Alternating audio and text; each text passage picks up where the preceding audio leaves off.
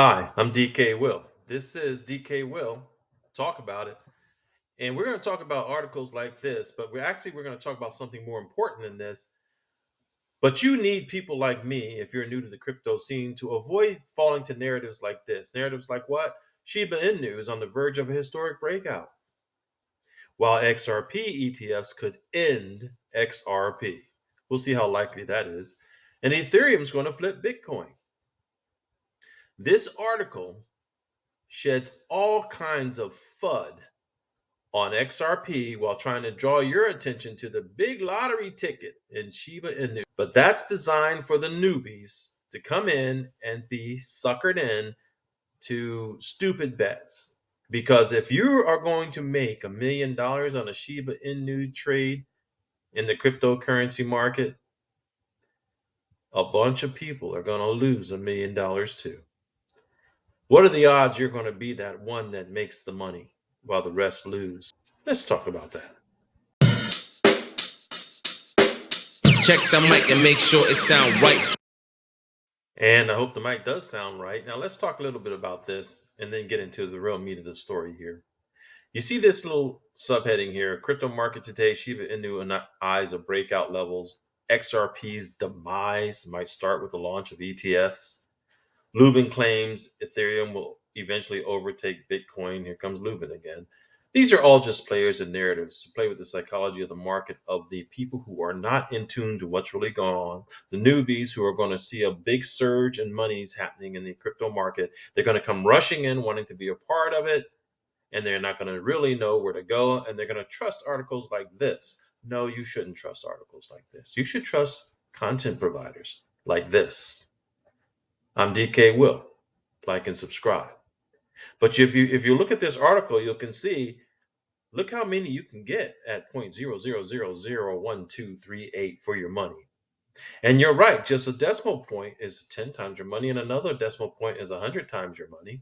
And so the opportunity looks very possible, and they give you all kinds of reasons to believe that. And then it says that they're split on the XRP ETF prospects. Well, we're gonna take that split, and we're gonna show that there's no reason to be split with the XRP ETF prospects. But in the meantime, I want to warn people against, see here, Lubin, 100 times rise. Just a mouthpiece is all he is, really, the Consensys CEO. If you want to talk about talking your books, then there's a man who talks his books. So I'm going to show you information now that says XRP ETFs are not going to end XRP. XRP and Ripple are going nowhere but up. They are the dominant. And I have recent videos. I'll put the cards in here for you to take a look at them. Please check them out. But tell me if you think XRP is going to end with situations like this. Swift's Ripple trial could turn XRP into the backbone of global payments. That's a stark contrast, is it not, to meeting one's demise? I did a video on the Swift Ripple trials, and I did some numbers too to show just how phenomenal it could be.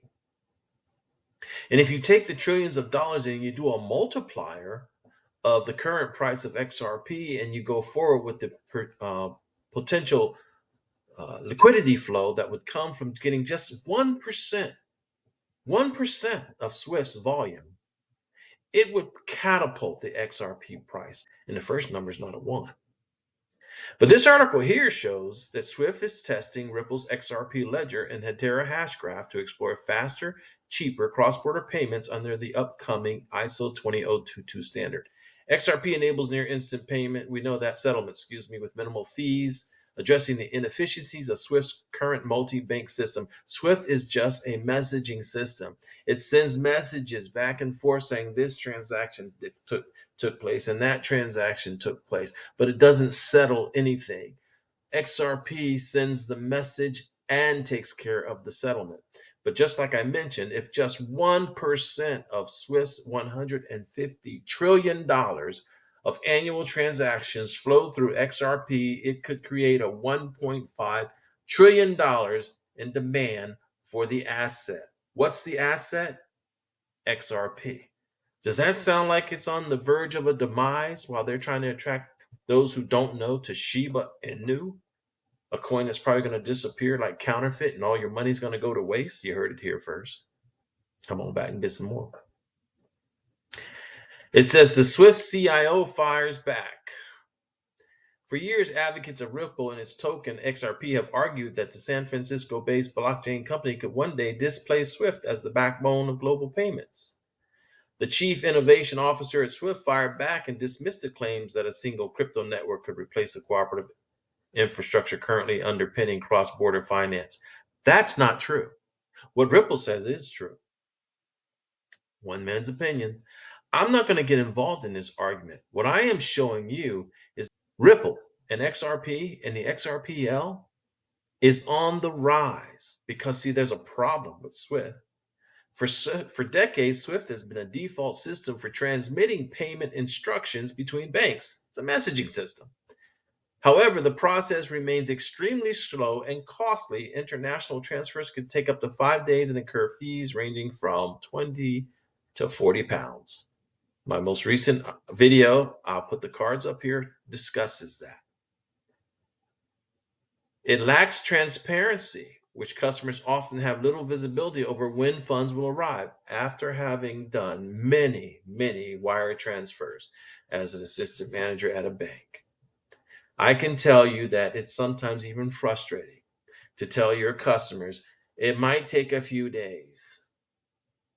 It might take a few days, just like Brad Garlinghouse said in the past. You can get on a plane, you can fly over, and you can hand it off and come back, and you can do that in a day. So why does it take a few days to send money back and forth? Because with XRP and Hedera Hashgraph, it don't. It says Swift began experimenting with the blockchain technology in August as part of efforts to modernize cross-border payments. Again, I refer you to my video. The organization launched trials using Ripple's XRP ledger and Hedera Hashgraph to test whether they can operate alongside conventional banking systems. The problem isn't necessarily operating alongside conventional banking systems, and I'll tell you why. Because the infrastructure and the technology is all already in place, the banks have to decide to hook up to it. At the center of the project is the ISO 20022, a new global messaging standard that will become mandatory across financial institutions from November of 2025. That's the big boom on some of the charts that I did in some very far back videos 3 years ago. I was talking about this because here it is now. And I don't know why my subscribership is down so low. Maybe because now it's time they'll let me talk and you'll be able to hear what I say on a bigger scale than 881 subscribers. But we were already here. We were already here 3 years ago, maybe 4, actually 5, because the YouTube channel came after we were here. And people told you should start a channel. Well, here's the channel. Do me a favor, like, subscribe, share, make it grow. XRP's potential. XRP, designed by Ripple more than a decade ago, was created to act as a bridge currency for moving money across borders. Unlike Bitcoin, which was built as a decentralized alternative to money, or Ethereum, which powers smart contracts and decentralized applications, XRP's focus has always been on the mechanics of payments. Here's another reason why. There's other technologies that can be interoperable with Ripple and XRP Ledger. And so by that, these payment and settlement systems, because of the ISO 20022, where they talk the same language, the same way your internet talks the same language, no matter what country you're in. You can send an email to France, you can send an email to Ecuador, you can send an email to New Zealand, and you don't have to ask, what provider do you have? It doesn't matter because it's the protocol. Guess what Ripple and XRPL is? It's the protocol. It's the protocol behind the entire system. So it's a matter of Swift hooking up to it. It says Swift is trialing it. No, Swift better get on board or they're going to die. It says it promises settlement in seconds with minimal fees, a stark contrast to the delays and charges associated with Swift. What true businessman, and I do have a business degree, business and management from Johns Hopkins University. What true businessman will say, no, I'm going to stick with this antiquated, clunky, old system because I'm loyal to it, even though it costs $25 to $40 for me to send a transaction when I have the option to use the Ripple XRP and I can spend less than a penny? None. None. That's the answer to the question, unless they have a vested interest in Swift. That's the only thing that will change that. So when we read articles like this that say the XRP's demise, that's somebody who's been paid to give you a narrative that you don't want to hear. You want to hear what's really up? Come listen to DK Will talk about it. So let's talk about the efficiency here. The efficiency is what can make XRP stand out in Swift's current trials. If Swift finds a way to link its infrastructure with Ripple's ledger, XRP could become the asset at the heart of these global transfers. Let's be clear again. When Ripple started, they targeted Swift volume and all the money. You can bet that their ability to integrate with the infrastructure existed not just from their end, because that was what Ripple was working for, it exists on Ripple's end. And quite honestly, there's technologies out there, like, for instance, AMP, the collateralizing system, which would probably get ate up, bought up, integrated, or whatever, where it can do any kind of value on any kind of app anywhere at any time. You haven't heard much about them. You heard it from here. If it ever pops up, you'll remember that DK kept saying AMP. He kept saying AMP. He kept saying AMP for about 5 years. AMP up, y'all.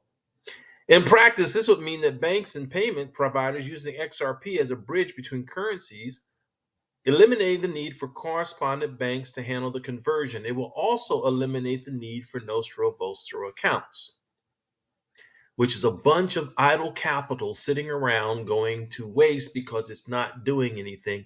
And your money should always be working for you, even if it's just working in a normal bank or a normal savings account, earning you interest. At least it's working, right?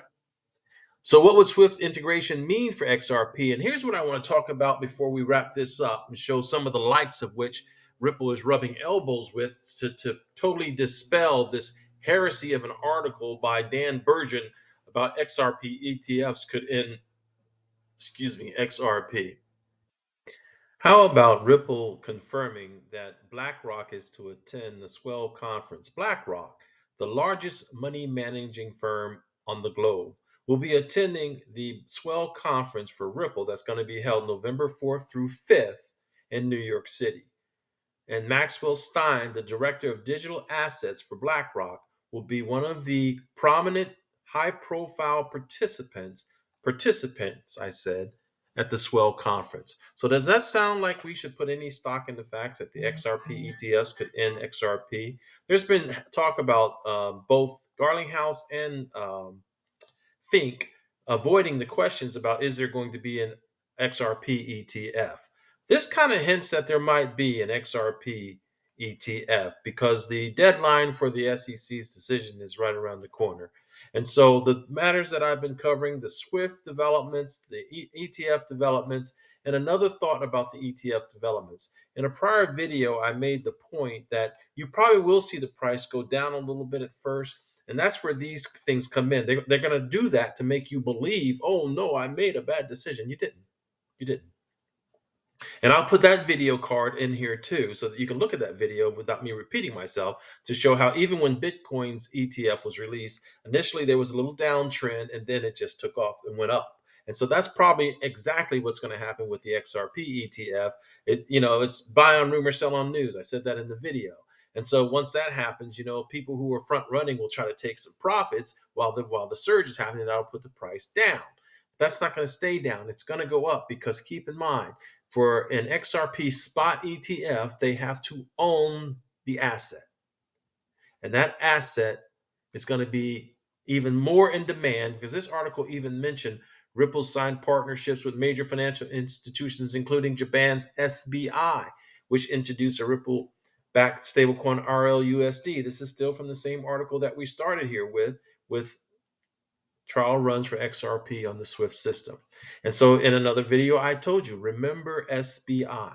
It's nothing new to those who've been around, but things are happening that are going to generate a huge demand for the asset. And the asset is XRP. And it's no major challenge. CCN's maximum price prediction for XRP by 2030 was 1680, although this estimate was made before the potential integration with Swift.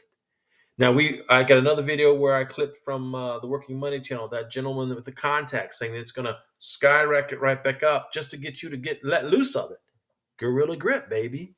You're in the right place. You are in the right place. It's just a matter of how much do you want. Pigs eat, hogs get slaughtered. Don't forget to take some profits. That's about all I'm going to cover in this article. Not this article, excuse me, this video. And I appreciate you being here. Make sure you like, make sure you subscribe. If you made it this far, I love you. If you made it this far, I hope you love me back. And hope you share. Share the love. I'm DK Will. This is DK Will Talk About It. And I've talked about it. Have a wonderful day. Check the mic and make sure it sound right.